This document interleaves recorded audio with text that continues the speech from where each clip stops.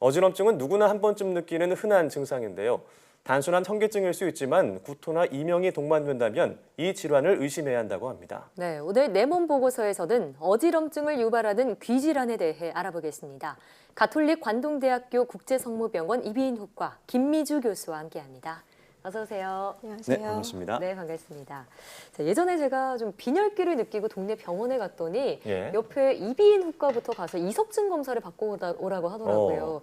그때 이 귀 문제 때문에 어지럼증이 있을 수 있구나라는 걸 처음 알았는데 귀에 어떤 문제가 생겼기 때문일까요? 네, 귀에는 소리를 듣는 달팽이관만 있는 게 아니라 우리 몸에서 균형을 잡아주는 전정기관이 있습니다. 네. 이 전정기관은 이석기관과 세방고리관이 서로 이렇게 연결되어 있는데요. 평형을 유지하는 이 전정기관에 문제가 생겨서 균형이 깨져서 어지럼증이 발생할 수 있습니다. 네, 이 평형을 유지해주는 전정기관에 문제가 생기면 어지럼이 발생한다 이렇게 말씀하셨는데, 자, 이 평형기관에 문제가 생기는 이유는 뭘까요? 네, 어지럼 종류에 따라서 증상이나 기간이 다르게 나타날 수 있는데요.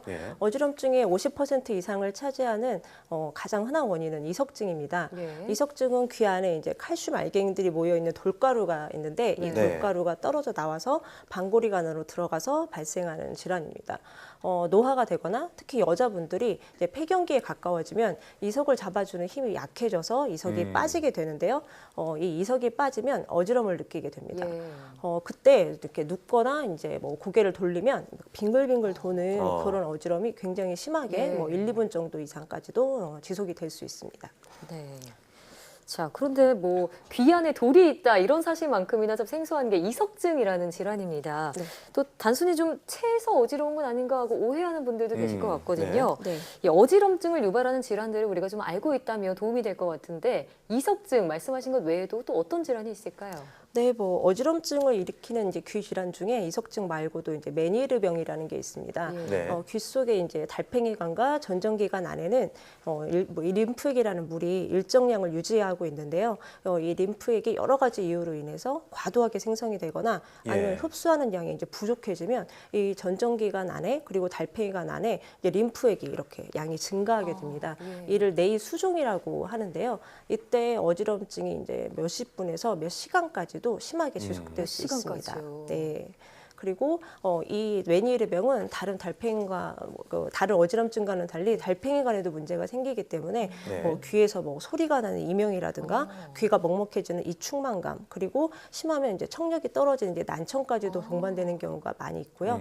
이 외에도 이제 전정신경염이라는 게 있는데 이거는 이제 어지러움 이제 신경 자체에 문제가 생기는 거라서 좀 오래 갈 수 있습니다. 그래서 심한 어지럼증 그리고 구토, 미식거리는 증상이 이제 지속이 되게 되면 일상생활이 굉장히 어렵고 걷기조차 힘들고 그래서 많이 고생을 하시는 분들이 많이 있습니다. 네, 이렇게 여러 가지 이유로 어지럼증을 겪고 있는데요. 사실 일상생활에서 어지럼증을 겪는 사례는 많잖아요. 근데 이럴 때마다 병원에 갈 수는 없을 것 같은데 꼭 어떨 때 병원에 방문하는 게 좋을까요? 눈앞에 이제 막 실제로 빙글빙글 도는 그런 이비인후과적인 전정기관에 문제가 생기면 병원에 가서 이제 진단을 받아보시는 것이 좋고요. 사물이 이제 두 개로 보이는 이제 복시가 있다거나 감각이 이상해진다거나 그리고 이제 한쪽에 편마비 같은 게 생기면 뇌 MRI를 찍어보시는 것이 좋습니다. 네. 자, 눈앞이 좀 뱅글뱅글 돈다 이런 말을 하셨는데 사실 우리가 정말 일상생활 속에서 정말 심하게 배가 고플 때도 눈앞이 핑 돈다 이런 말을 하곤 하거든요. 증상을 잘 구별해야 할 것 같습니다. 이 눈앞이 뱅글뱅글 도는 증상을 구체적으로 좀 말씀해 주시면 좋을 것 같고요. 이런 증상은 왜 나타나나요? 네, 우리나라 사람들은 머리가 아파도 어지럽고 피곤해도 어지럽고 이런 말을 굉장히 많이 쓰는데요. 어지러워 이런 얘기 많이 하잖아요. 네네. 우리 이비인후과 의사들이 생각하는 이제 현우는 자신과 주변이 이제 정지해 있는데도 막 이렇게 빙글빙글 도는 실제로 눈앞에 물체가 이렇게 빙글빙글 도는 어지럼을 이제 현운이라고 이야기를 하고요. 이제 오랫동안 서 있었거나 아니면 이제 누웠다가 갑자기 일어날 때 눈앞이 캄캄해지거나 아니면 아득해지는 그런 어지럼증과는 달리 이제 귀에서 균형을 잡아주는 전정기관에 이제 문제가 생기게 되면 이게 안구에 근육에 연결되어 있거든요. 그 근육에 이제 조절을 하는 역할에 문제가 생기기 때문에 눈동자가 이렇게 튀는 안진이 나타나게 됩니다. 그래서 환자들이 느끼기에는 세상이 도는 것 같은 그런 느낌이 들게 되는 거거든요. 그래서 실제로 이제 이석증으로 병원에 오신 분들은 아침에 일어나서 눈을 떴더니 막 천장이나 침대가 빙글빙글 돌았다 이렇게 말씀하시는 분들이 정말 많습니다. 네. 또 이제 어지럼증이 너무 심하면 이 청력이 손상될 수 있다 이런 얘기도 있는데 이건 맞는 얘기인가요? 네, 맞습니다. 아까 말씀드린 메니에르병 같은 경우는 귀 고혈압이라고도 불리기도 하는데요. 예. 메니에르병에서는 이렇게 저음의 청력이 주로 떨어지기 때문에 우웅하는 이명이 동반될 수 있고 네. 이제 더 심하게 이제 그 달팽이관이나 전정기관이 이제 부풀게 되면 림프액이 새거나 터지게 되면서 거의 서 있을 수 없을 정도의 극심한 어지럼이 이제 갑자기 나타나는데 뭐 매식거리거나 구토 증상을 동반하기 때문에 굉장히 괴롭습니다. 예. 근데 처음에는 쉬고 나면 이 물이 빠지면서 청력이 회복이 되세요. 그런데 네. 이런 메니에르 발작을 여러 번 겪게 되면 청각세포가 이제 영구히 손상되면서 청력을 잃을 수가 있습니다. 그렇군요. 그럴수록 정말 초기 치료를 통해서 청력을 보호하는 게 중요할 것 같은데요. 자, 지금까지 뭐 어지럼증을 유발하는 귀질환, 이석증과 메니에르병, 전정신경염에 대해서 알아봤습니다. 각각의 치료 방법은 어떻게 되나요? 네, 뭐 이석증은 이석기관에서 이제 세방고리관으로 이제 돌이 빠지는 병이기 때문에 이 이석을 제자리로 넣어주는 것이 굉장히 중요합니다. 세방고리관에는 한쪽 귀에 3개씩 총 6개가 있거든요. 예. 그래서 저희가 환자의 눈동자의 움직임, 아까 말씀드린 그 안진을 통해서 어떤 세방고리관에 빠졌는지 알 수가 있어요. 네. 그래서 그 결과에 따라서 아, 여기에 빠졌구나 하면 그것에 맞춰서 제자리로 넣어주는 이석 치환술이라는 게 있습니다. 예. 네. 그러면 거의 한두 번의 치료로 그 이석증을 치료를 할 수가 있어요. 그리고 아까 말씀드린 또 귀에 물이 차는 메니에르병은 이제 저염식 같은 생활 습관 개선이 이제 중요하고요. 거기에다 약물 치료까지 같이 하게 되면 대부분 조절이 잘 되는데 드물게 조절이 잘 되지 않으면 수술적인 치료가 필요한 경우도 있습니다.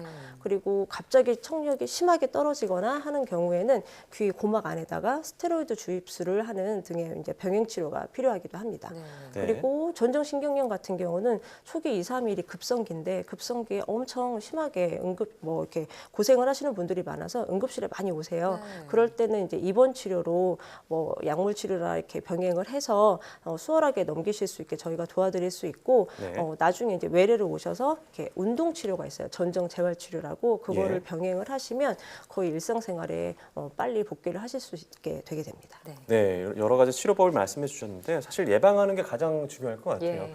일상생활에서 귀 건강을 지키는 방법 어떤 게 있을까요? 네, 이제 아까 말씀드린 뭐 이석증, 메니에르병, 전정신경염 모두가 환자들이 피곤하거나 수면 부족 그리고 뭐 탈수 등에 의해서 유발되는 경우가 많습니다. 네. 네. 그래서 평소에 이제 충분한 휴식도 필요하고 수분 섭취가 중요한데요.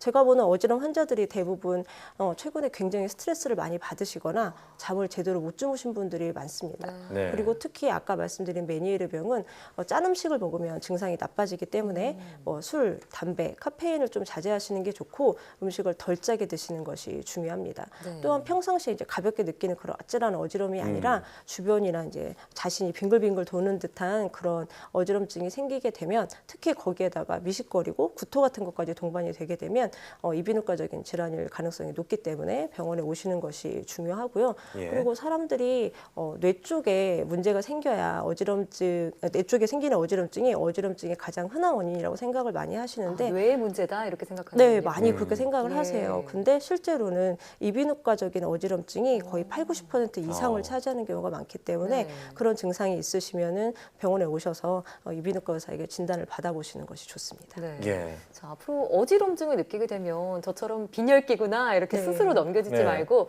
혹시나 이 귀의 문제는 아닐지 좀 확인해보는 그런 자세가 네, 필요하겠습니다. 그러게요. 맞습니다. 네, 자 지금까지 가톨릭 관동대학교 국제성모병원 이비인후과 김미주 교수와 함께했습니다.